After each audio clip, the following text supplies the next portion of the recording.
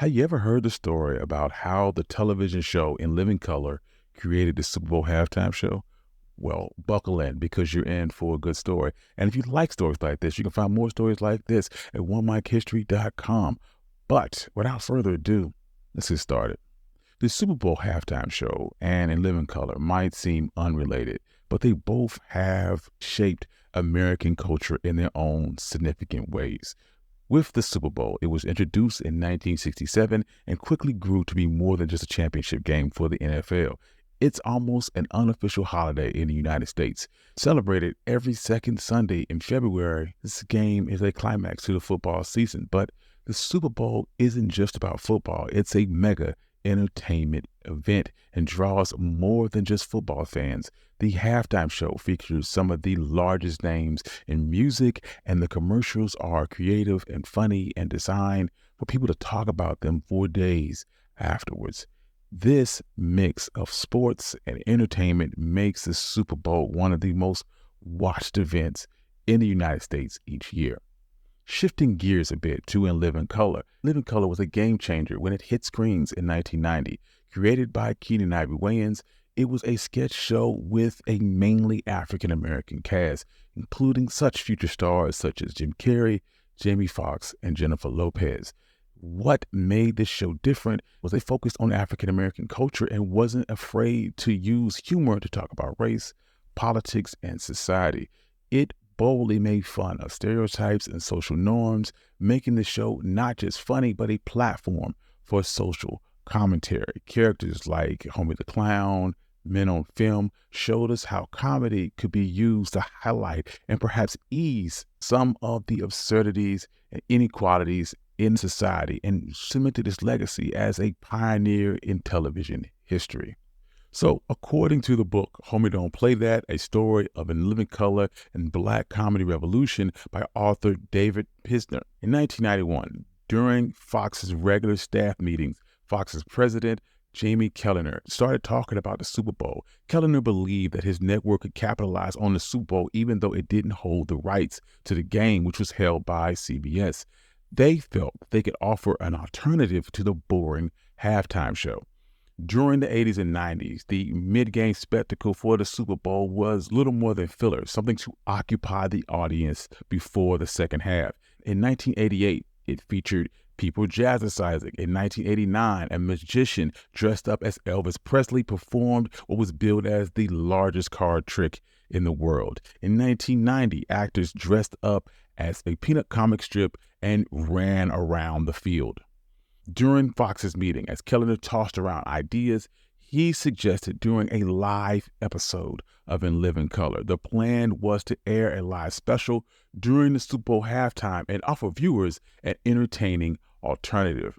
Keenen Ivory Wayans was all in on this idea. He knew this was a chance for the show to make a big splash by challenging the Super Bowl halftime slot. And with the support of sponsors like Frito-Lay, who was willing to spend $2 million on the venue, the team set to work. Leading up to the 1992 Super Bowl, Fox was engaged in a fury of promotional efforts for In Living Color's halftime special. The network orchestrated a significant publicity campaign, inviting celebrities to attend and billing the live show as an event that was not to be missed. However, the live format of the show had concerns for both Fox executives and the sponsors at Frito-Lay. There was apprehension about the possibility of an unforeseen or controversial content being aired. So to mitigate these concerns and maintain a semblance of control over the broadcast, a decision was made to air the special with a brief time delay. This approach provided an opportunity to edit out any content that was deemed too provocative and as a safeguard for both the interests of the network and the sponsors. When the Super Bowl came around, CBS's audience was presented with another lackluster halftime show entitled Winter Magic. It featured figure skaters Dorothy Hamill and Brian Boitano. This show failed to resonate with the vast majority of football fans and struck a stark contrast with Fox's strategic move of airing a live episode of Living Color, which had energetic sketches and beloved characters. The live episode of In Living Color garnered tremendous viewership with almost 29 million viewers devoting their attention from the Super Bowl to watch the sketch comedy show during the halftime. This was almost 11% of the Super Bowl's viewership, and this dramatic shift in viewership did not go unnoticed by the NFL, prompting a realization of the urgent need to rejuvenate their halftime entertainment offerings to retain their audience against competing programming. This incident served as a pivotal moment in the evolution of the halftime show.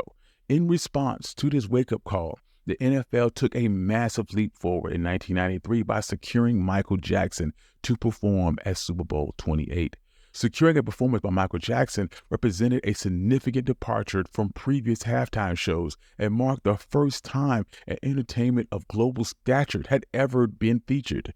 His dynamic performance, filled with greatest hits, didn't just captivate an audience, but it skyrocketed the Super Bowl halftime show into a global sensation. This performance set a new standard, showing the world the Super Bowl show could be a platform for the biggest music acts on the planet.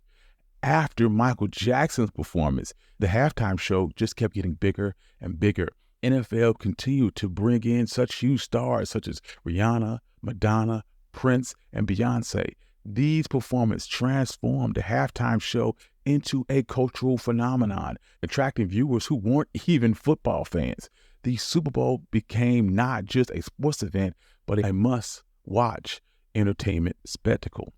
This move did wonders for the performers too. A slot at the Super Bowl became one of the most coveted gigs for artists. Performing at the Super Bowl would give artists a global platform, boost music sales, streaming numbers, and their social media following. Although the NFL does not provide direct monetary compensation to its performers, it does cover expenses and production costs, and this can sometimes surpass almost $13 million. This arrangement appears to be mutually beneficial for both sides. The NFL garners high-quality entertainment, and the artists received unparalleled exposure. So thanks to a gutsy move by In Living Color, the Super Bowl halftime show was forever changed. From a time when the halftime show was just a break from the game to now when it's a major entertainment event. In an interview with ESPN, Keenan Ivory Wayans would state that the NFL didn't even acknowledge this for years. They just huddled up and said, let's go get Michael Jackson. Let's make sure this never happens again. Thank you. This has been One Mic History. I'm your host, Country Boy. If you like stories like this, you can find more stories like this at onemichistory.com. Also support the channel on my Buy Me Coffee or my Patreon page. And I'd like to thank all my members and subscribers. I love you all, and thank you for your support. Peace.